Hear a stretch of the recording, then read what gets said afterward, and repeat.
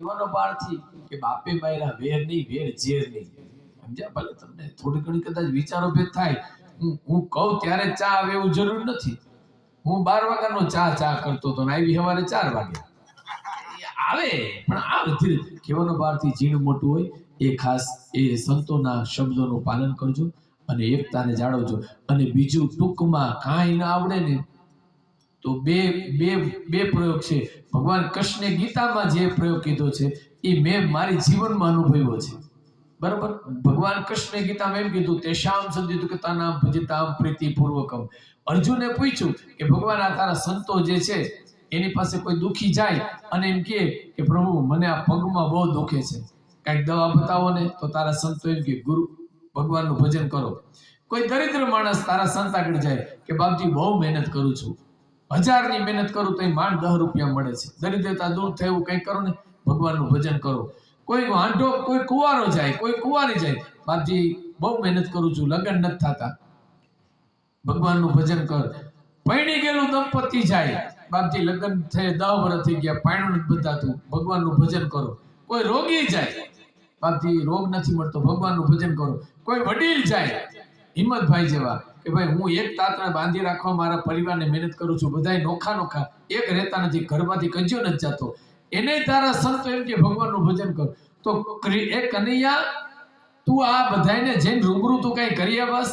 દરિદ્ર હોય એને રૂપિયા દે આવસ કે આ જાદુનો સિક્કો તારા ખિસ્સામાં રાખ, લક્ષ્મી આવ્યા જ કરશે? કૃષ્ણ કે ના. તું કોઈ દર્દી હોય એને જડીબુટ્ટી દે આવસ કે આ ખા તારો રોગ મટી જશે? કૃષ્ણ કે ના. જેના ઘરે પાયણું નથી બંધાતું એને તું જઈને કોઈ એવી દવા આપી આવસ એ ભાઈને કાલે આ તું ખા પછી તું આ વિહાર કરજે એટલે તારે ત્યાં પાયણું બંધાશે? કૃષ્ણ કે હું ક્યાંય જાતો જ નથી. તો પછી કૃષ્ણ આ તારા સંતો બધા દર્દની એક જ દવા કેમ? અલગ અલગ હોય ને, આઈ સ્પેશિયાલિસ્ટ અલગ હોય, હાર્ટ સ્પેશિયાલિસ્ટ અલગ હોય, કિડની સ્પેશિયાલિસ્ટ અલગ હોય, ઓર્થોપેડિક અલગ હોય. તારા સંતો બધા દર્દની એક જ દવા, ભગવાનનું ભજન. આ છે શું તારું નાટક? ત્યારે 10મા અધ્યાયમાં બોલ્યા છે ભગવાન કૃષ્ણ, ગીતાજીના 10મા અધ્યાયમાં કૃષ્ણ બોલ્યા, હે અર્જુન તેષામ સદદુઃખતાનામ ભજતામ પ્રીતિપૂર્વકમ દદામિ બુદ્ધિ યોગમ. મારું પ્રેમપૂર્વક ભજન કરે એને હું બુદ્ધિ આપું છું, સમજણ આપું છું.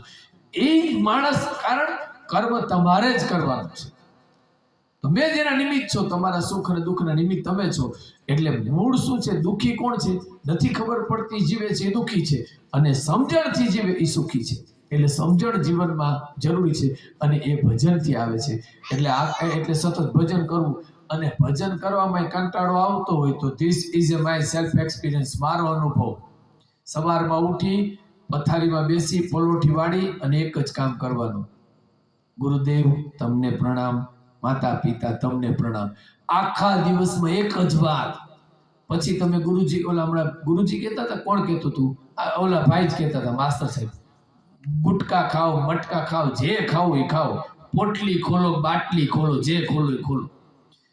મારું તમને બ્રાહ્મણ તરીકે વચન છે, 36 દિવસ આ પ્રયોગ કરવાનો. દરરોજ સવારે ઉઠી પથારીમાં બેસી અને પહેલું કામ પલોઠી વાળી, ગુરુજી તમને પ્રણામ, માતા પિતા તમને પ્રણામ, આટલું કહી દેવાનું. કારણ સંત બેઠા હોય એટલે મારાથી બહુ ન બોલાય, પણ ગુરુને આપણે હું કામ માનીએ છીએ? તમે ભાગવત કથા સાંભળીએ છીએ, એમાં પરીક્ષિતની વાત આવે છે. માના ઉદરમાં પરીક્ષિત હતા અને ભગવાન એની રક્ષા કરવા ગયા ઉતરાના પેટમાં. આપણે બધાય પરીક્ષિત છીએ, તમને ખબર નથી. બરોબર છે? આપણે એને શું કામ માનીએ છીએ? એના વડીલ, એના વડવા, એના ગુરુ પદની હું વાત કરું છું. પછી જે સંત આવ્યા આપણે એને શું કામ માનીએ છીએ? કોઈ આપણા ઘરે ધાનના ઢગલા નથી કરી ગયા, રોટલા નથી નાખી ગયા, કે ગાડીઓ મૂકી નથી ગયા, 4 વ્હીલ ઓડી બોડી, કે મેડી મોલાત નથી કરી ગયા. આટલું સન્માન આપે છે શું કામ? સામાન્ય બેંકમાં લોન લેવા જાવ ને તો જામીનની જરૂર પડે. બેંકમાં લોન લેવા જાવ તો જામીનની જરૂર પડે. એક જ મિનિટ હો ભાઈ, ચાની મને તલબ લાગી છે. આ તમારી રકાબીમાં મારો જીવ જાય છે ને બોલવાનું મારું ટરી જાય છે. અને મને હવે આ લોકોની ચિંતા થાય છે કે હું ચા વગરનો ક્યારનો તડપતો હતો અને હવે આવી ગયો ને આ લોકો પછી એમ. પણ ચા ઉપર તો મેં મારી ઘરવાળીને એક શેર કહી દીધો કે મારી મયતમાં ચાના રસિયાને તેડજે. આપણે ત્યાં માણા મરી જાય ને એટલે છેલ્લે 2 ટીપા ગંગાજળના રેડે અને હગાવાલાને બોલાવે. ગંગાજળના ટીપા એટલે રેડે કે આ મનખો પવિત્ર થાય એમ. એટલે મારી ઘરવાળીને કીધું મને ગંગાજળ ન પાતી, હગાવાલાને ન બોલાવતી. ચાના રસિયા હોય ને એને બોલાવજે. હાલો દાદા વયા ગયા, ઉપાડો. ચાના રસિયાને જ બોલાવજે. મારી મયતમાં ચાના રસિયાને તેડજે, ન પાતી મને ગંગાજળ, છેલ્લે ચાના 2 ટીપા રેડજે. મારી મુક્તિ. મને ચા એટલી વાલી પણ 4 વાગે દેખાણી. 8 વાગ્યાની રાહ જોતો હતો. એટલે 1 જ મિનિટ હું પૂરું કરી દઉં. માના ઉદર બેંકમાં લોન લેવા જાઉં ને, હું અહીંયા કદાચ આ તમારા ઝેર ગામમાં બેંકમાં લોન માટે અરજી કરું એટલે મેનેજર આગળ જઈ અને કેશિયર એમ કહે, સાહેબ આ પંકજ ભટ્ટ નામનો કોઈ કલાકાર આ ગામમાં રહેવા આવ્યો છે, લાખ રૂપિયાની લોન માંગી, શું કરવું?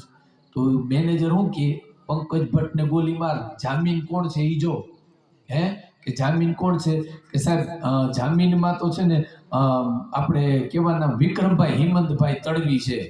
કોણ છે? તો વિક્રમભાઈ હિંમતભાઈ તડવી. એમ એટલે મેનેજર એનું કોમ્પ્યુટર ખોલે, એમાં જોવે વિક્રમભાઈ હિંમતભાઈ તડવી, એનું વર્ષનું 10 લાખનું કે 50 લાખનું ટર્નઓવર હોય.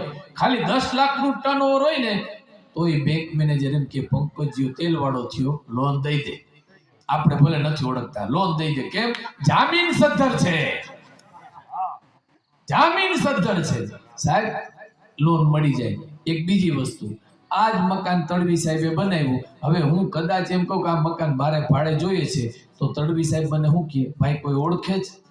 તો મારે શું કહેવું પડે, સતીશભાઈ ઓળખે છે. બરોબર, તડવી સાહેબ ઓળખે છે. એટલે સતીશભાઈ એમને પૂછે કે ભાઈ આ મકાન, તો સતીશભાઈ એને દઈ દો ભાડે, કાંઈ ચિંતા નથી. હું કામ એને કે આ ભામણ ગધનો ભાગી જાય ભાડું બાકી રાખીને, તો આનું ગળું પકડાય, ભાડું લાવી. બરોબર, એટલે જામીન જોઈએ. તો હું તમને એમ કહું છું કે ઈટ, રેતી, કપચી, સિમેન્ટ અને ચૂના રૂપી